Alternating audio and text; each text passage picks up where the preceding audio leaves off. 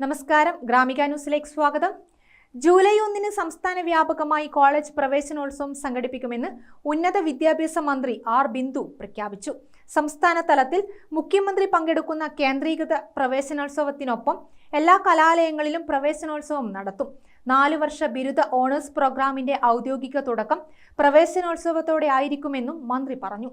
School പ്രവേശനോത്സവം പോലെ നാട്ടിലെ ജനപ്രതിനിധികളെയും അറിയപ്പെടുന്നവരെയും രക്ഷിതാക്കളെയും എല്ലാം കോളേജുകൾ പ്രവേശനോത്സവത്തിന് ക്ഷണിക്കണം. സംസ്ഥാനതല പരിപാടിയുടെ ലൈവ് പ്രദർശനം ഓരോ സ്ഥലത്തും നടത്താമെന്നും മന്ത്രി പറഞ്ഞു. MG സർവകലാശാലയിൽ ബിരുദ ഓണേഴ്സ് പ്രോഗ്രാമുകൾ ആരംഭിക്കുന്നതിന് മുന്നോടിയായി അഫിലിയേറ്റഡ് കോളേജുകളിലെ പ്രിൻസിപ്പൽമാരുമായും നോഡൽ ഓഫീസർമാരുമായും സംവദിക്കുകയായിരുന്നു മന്ത്രി. ബിരുദ ഓണേഴ്സ് പ്രോഗ്രാം ആരംഭിക്കുന്നത് വഴി ആർക്കും ജോലി നഷ്ടപ്പെടില്ല.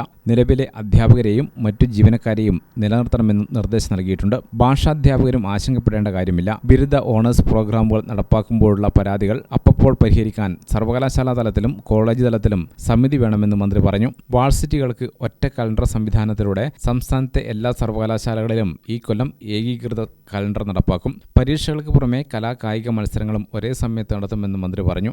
News desk Gramika.